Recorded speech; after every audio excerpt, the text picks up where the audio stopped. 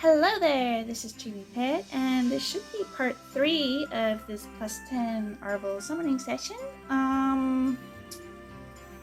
In the previous part, I ended up getting a couple of Askers as well as Elamine merges. No Arvals. Hopefully that will change. Though I'm not going to object to getting merges for Asker and Elamine. That is very fantastic. So yeah, let us continue.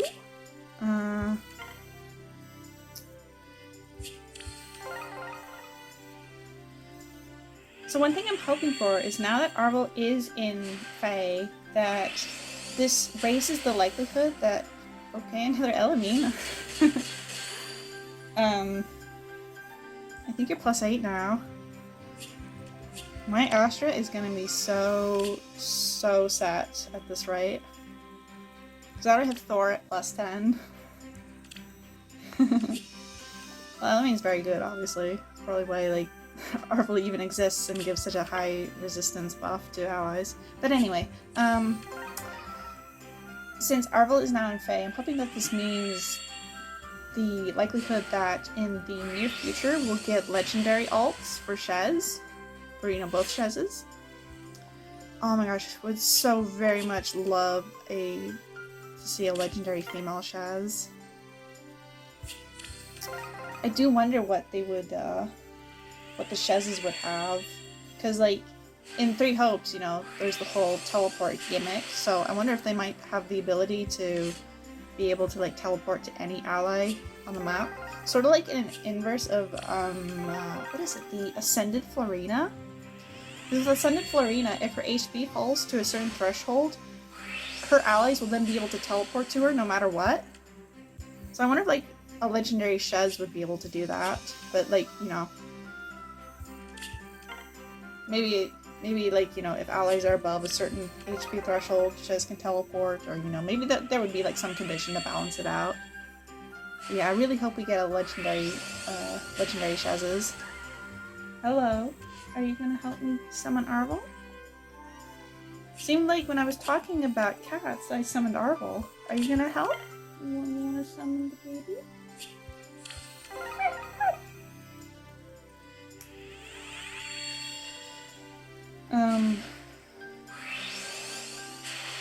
I mean, I'd really like to see any kind of alt for the Shezes.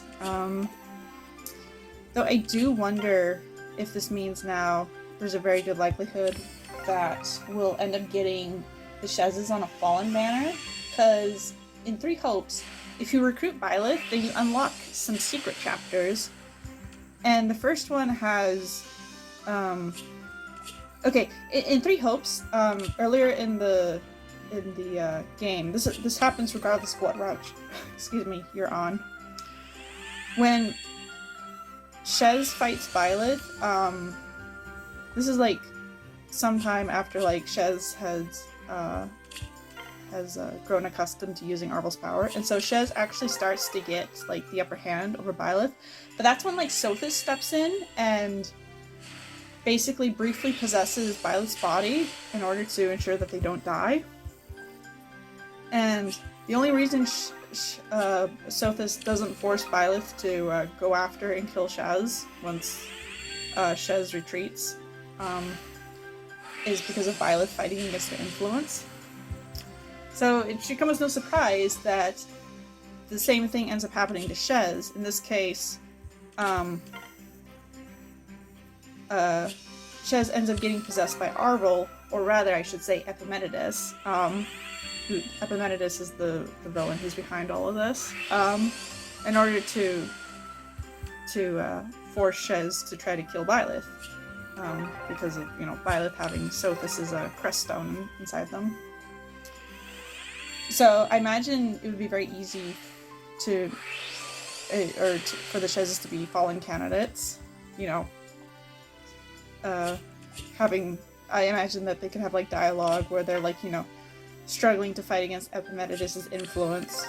Like, I think it would be cool if this was, like, a case with, like, Fallen Berkut in the Japanese version, where Fallen Berkut actually has 2 voice actors, like, his normal version, like, his normal voice, but his dialogue is overlaid by Dumas, so it has this really cool, like, chilling effect. And I imagine they're like, for a fallen Chez, that they could do something similar where like maybe half of Chez's dialogue is instead like voiced by Epimetidas. Okay.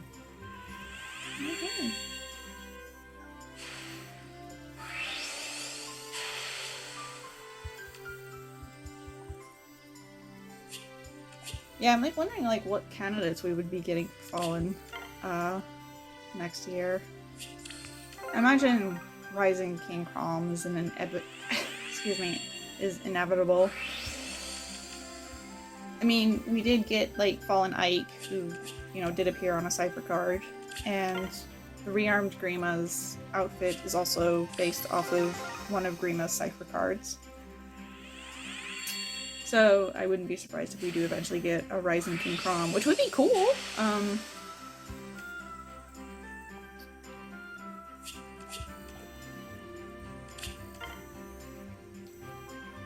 Yeah, I would like to see like Dedu as a fallen hero, even because in Crimson Flower, when you fight him on the in like I think it's like the second to last chapter, and out of sheer desperation, because he knows that the Fargus army is driven into a corner, and so he ends up like convincing a lot of the other Fargus soldiers, along with himself, to basically take crest stones and use them to turn themselves into demonic beasts to catch the Emperor army off guard.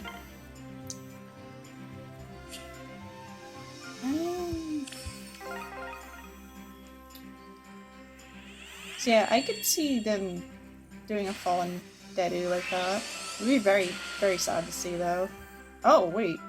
I was so confused. I was like, oh, it's Est. Wait. Why is it letting me skip through the animation? I keep forgetting this version of her exists. Oh, that's such terrible IVs. Wow, you were like so underwhelming. Oh my gosh, that was so weird. Still probably more useful than Atri, though.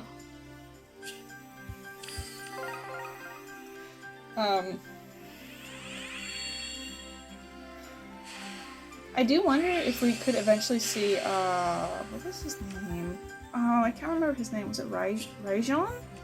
I can't remember, but he's from Tellius. He's Ina's fiancé, who ends up getting captured and tortured into becoming a mindless dragon to serve as Ashnar's mount.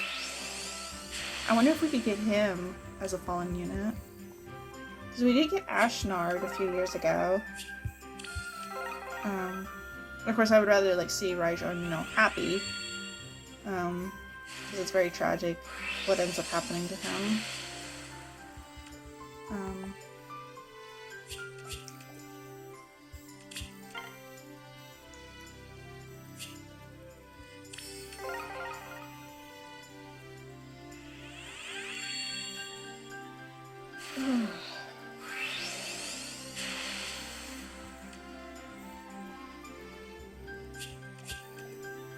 Yeah, I don't know how likely it is we'll get the Chezes as legendaries, to be honest, because we still don't have, like, the Chris's. A female Chris doesn't even have, like, an alt at all, like, which is really surprising, because, like, her male version got the, I can't remember what it's, the Pledgian version. Like, I think, like, female Chris is, like, the only Avatar character outside of the Chezes, who are very recent, who hasn't gotten an alt, which is surprising since she's a girl.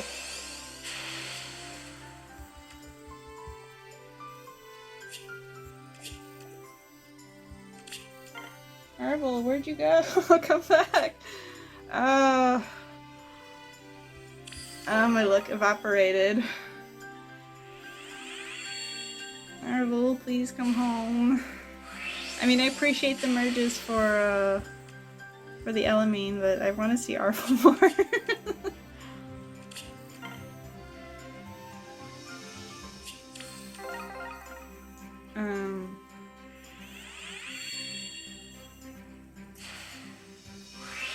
There's also how, like, there's probably going to be most of, like, Faye's focus is probably now going to be on the, what were they called? The protagonists for, like, Fire Emblem Engage. Especially since both of the main characters are dragons, so... Wouldn't be surprised if they end up getting, you know, like, a Halloween alt. Probably most of the new hero banners will be focusing on the Engage characters.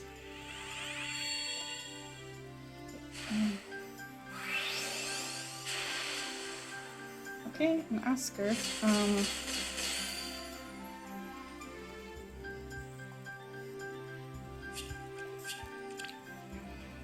Plus defense again. Interesting. Yeah, I know, like, we've been getting information for, like, the upcoming, like, Fire Emblem game through, you know, like, social media. But I have to say that, like, so far, I've not really taken to any of the characters. I don't know, like, none of them, like, really stand out to me.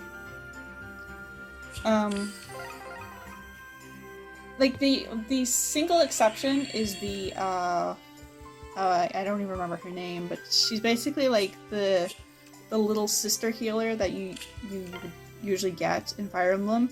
Except this one punches people. She's essentially a monk, but she punches people. That's freaking hilarious! I love that! So I do like her. Yeah, everybody else I've just been very indifferent to. Like, I don't know. I will say that, like, from what we, excuse me, what we've seen of the gameplay, it's looking very clean and crisp. I'm hoping that this is a good sign that the game will be fun. I mean, if the story and the characters end up being, like, you know, really silly and, you know, hard to take seriously, then so be it. I personally prefer more serious stories for Fire Emblem, you know, like the setting that, like, Foldlin gave us, or Talius.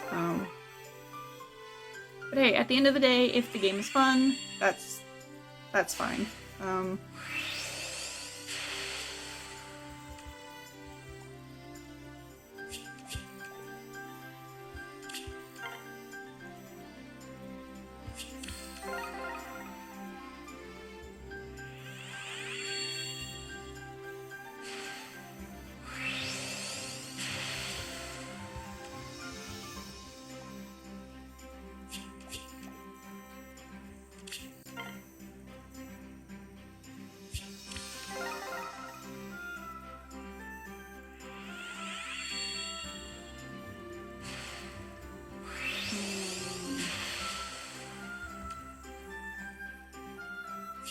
I guess I could talk about my thoughts on Three Hopes. I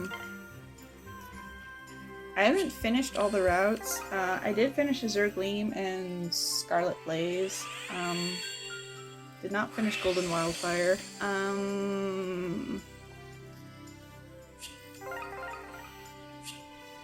My impression of Three Hopes is the gameplay is very fun. I really like. I had not played a Warriors game before Three Hopes, so I didn't know what to expect, but it is surprisingly complex. Like, it requires more strategy, in addition to, you know, being good at the game, than I expected, because, I mean, if you want to try to, like, you know, get the S ranks, especially on higher difficulties, you basically need to plan out, you know, what you'll do, what units you'll bring, what classes and skills there'll be,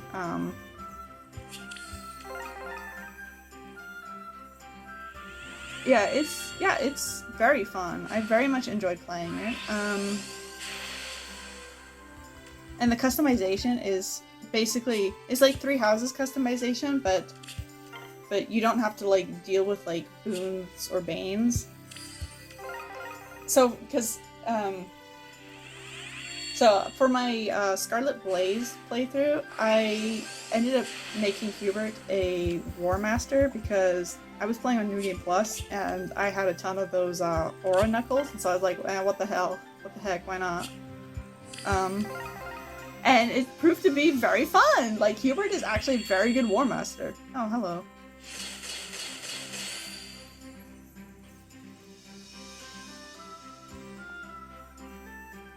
You don't look nearly as cool as your rearmed version. I mean, he does look cool, but I like his rearmed version better because he's wearing a suit. Like, okay? Suits are cool. I don't know what I'm gonna do with you.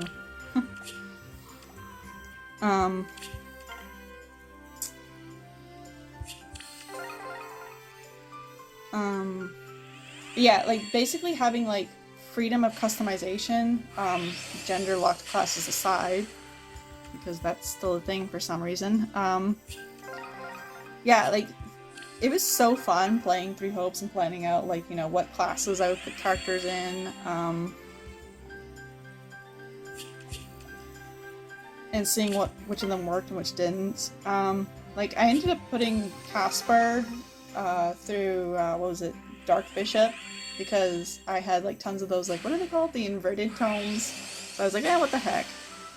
It, didn't go so well. Casper's not very good as a Dark Mage, even with an inverted tome. But, I don't know, at least, like, the concept was funny, especially since I think he has a personal skill in the English version called For the Books. So I was like, I mean, that's kind of funny. You know, haha. He's using books to fight people. I don't know.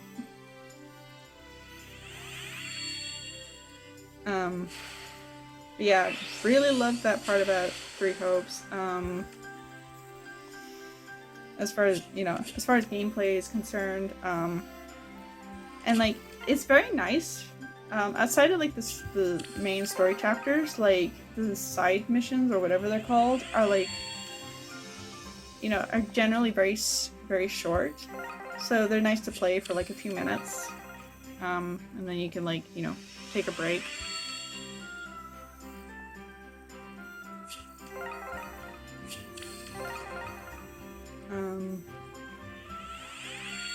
And I feel like they overall incorporated elements from Fire Emblem very well into it, because there's still like the weapon triangle, you have to like factor it in. You know, if you like say fight an axe user with a lance user, you're probably going to be in for a bad time.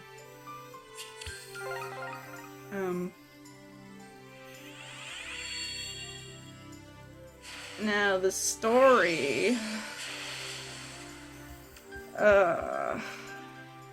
The story has all of the same problems that I have with Three Houses' story. And that they have like a good foundation, but they don't utilize it very well. Because like with Three Houses and Three Hopes, you know, there's all this lore that's given to us, but there's like too much going on. Like they were too ambitious. So like the focus is all over the place, and like plot lines that are not getting resolved or just straight up ignored.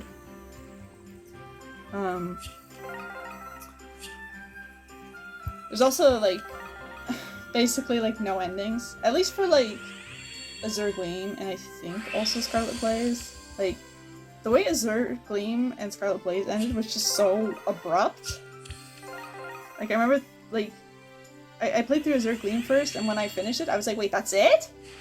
What? I did not feel very satisfied when I finished playing it. It just left me feeling like I wanted, you know, more, but not in a good way.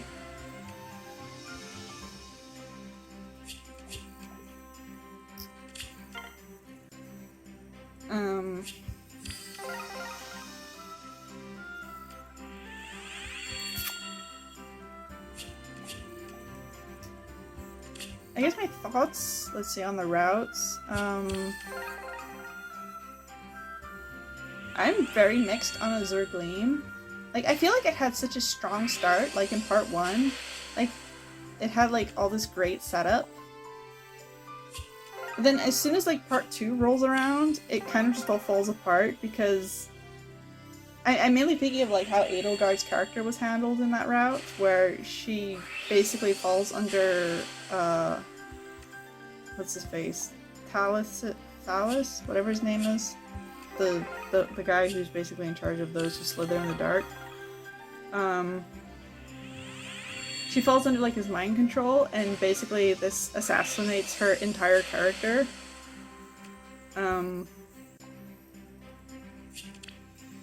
I don't know, it felt like they handled her very poorly in Azure Gleam, which was upsetting to me because I do like Edelgard, and so seeing her reduced to like this quivering, like, little childlike state was very, very upsetting. And it didn't, I don't know, it didn't feel necessary. I don't know. There's also how, like, we didn't get any resolution regarding, like, what happened to Hubert or Ferdinand, because I think there was, like, an NPC in, like, camp or something who... Oh my god, you are plus 10! Go away! Ah, this is gonna be another A-tree situation. Can I please just have, like, Arval already, please?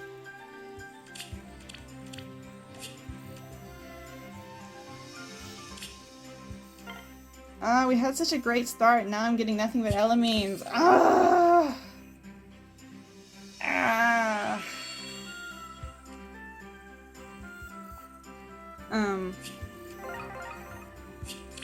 But yeah, I think there was like an NPC in like the campgrounds where, like they talk about rumors that like Hubert and Ferdinand have been made indisposed or something, but we never find out what happens to them. Like, presumably they got killed, but we never find out for sure. And I don't know, this happens to like a lot of characters where like, oh, something probably happened to them, but you know, we never find out about it. It's just sort of like brought up and then dropped. It's very frustrating.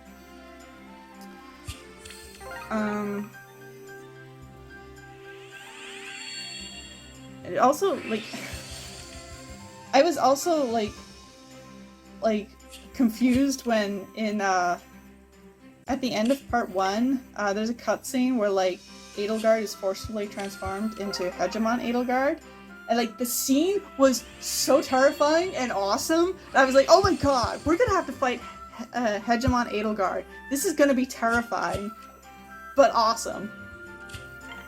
Nothing happens. Literally, that's the only time you ever see Hegemon Edelgard. I was so disappointed, because, like, fighting the demonic beasts in this game is... I mean, I guess it's kind of... It is kind of cool that you're fighting, like, these giant things in a 3D space. And so I was hoping that this would translate to fighting Hegemon Edelgard. I was like, oh, that would have been so cool! Never appears again. And, like, apparently, like, this is true for, like, both versions of Azure Gleam. Because I thought, like, since I had gone down... When I first played Azure Gleam, I wasn't able to recruit Byleth, and so I thought, like, oh, well, maybe if you recruit Byleth, that it means you fight Hegemon Edelgard. Nope. Apparently not. And apparently, from what I've heard, data miners say that she actually does have, like, you know, a full, like, battle model and data and everything. It's just never used. So I'm very confused by that. I guess they just didn't have time to implement her. Because I feel like it would have been, like, perfect if, like...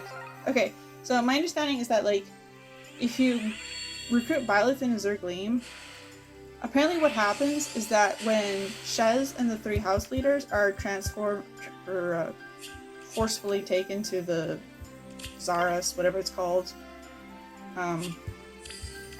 the Void, apparently in Azure Gleam, that causes Edelgard to become free of the mind control, and so she can talk to Dimitri normally, or she'll, like, tell him everything. Which is great.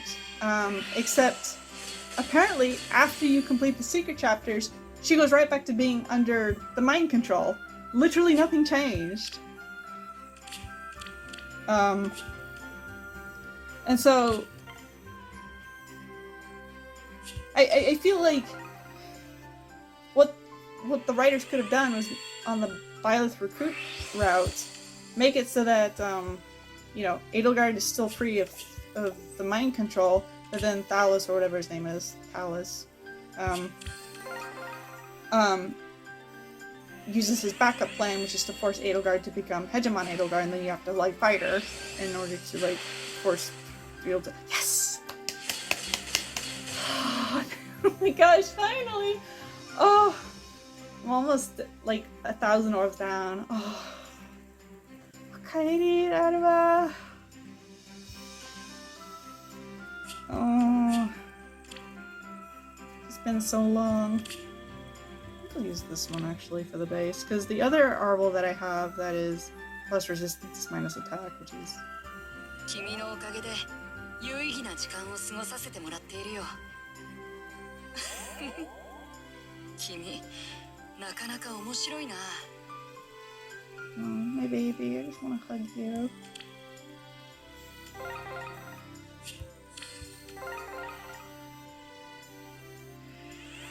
But yeah, like that's what I feel like should have happened, but I guess like the developers just didn't have time, because it feels like Three Hopes overall was just very rushed.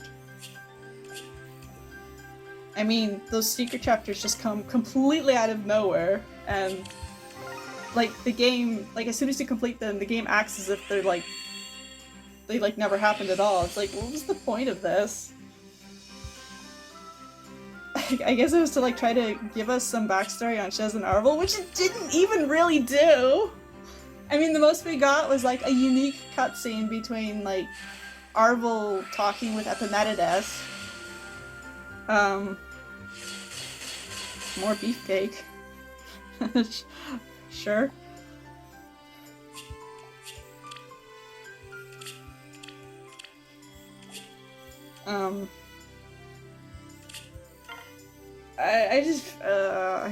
I did not like those secret chapters at all. Like, I remember being excited, thinking like, oh, we'll finally like get some history on Shez and Arval, and instead all that happened was like Arval gets killed. Like, that upset me so much. Like, I actually ended up putting down the game for a few days after, you know, you complete the secret chapter and Shez returns to camp, and I saw that Arval was no longer there. I just put the game down for a few days because I was just so upset by that and how, like, that whole thing was handled. Should probably cut the video soon.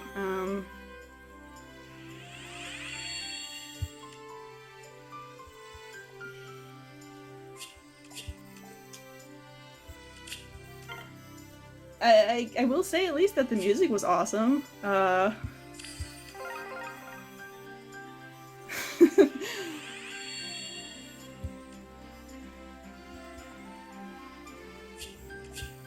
yeah, like, the fact that like you basically have like two routes, one where you recruit Byleth but have to kill Arval, and the other where like Arval stays alive but you have to kill Byleth, is really, it just leaves a very bad taste in my mouth, because I like Byleth, and especially after playing Three Hopes, I ended up liking Byleth even more, especially the male one, because I've always, like, before Three Hopes I was kind of indifferent to male Byleth because I always prefer the female one.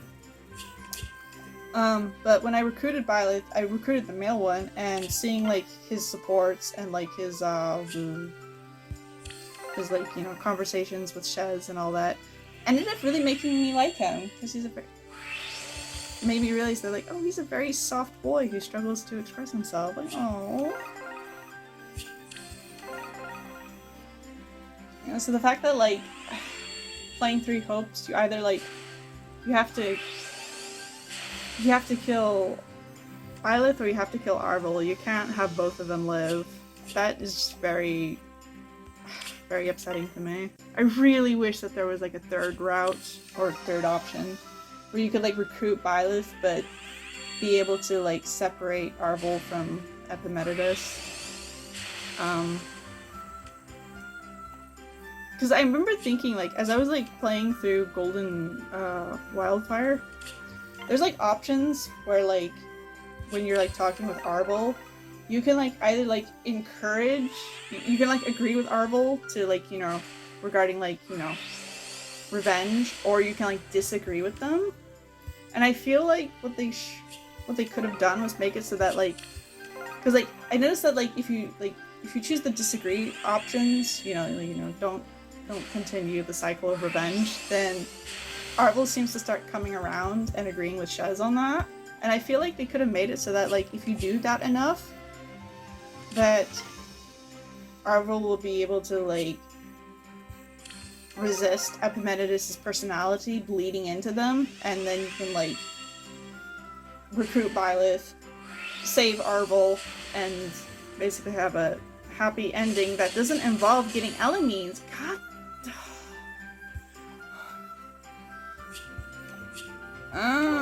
I had such good luck earlier. I don't need more Elamines.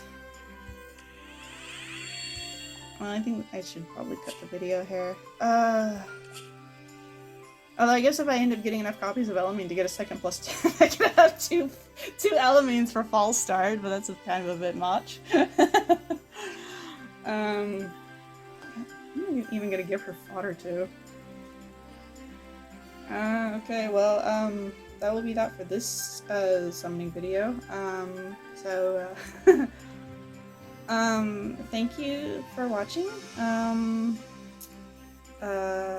If you're summoning, I hope that you get the best of luck, and let your summons go how you want, and that you're able to stay safe, and I will see you in the next part, which should be part 3. And I really hope we get more Arvals, because I'm starting to get a little impatient here.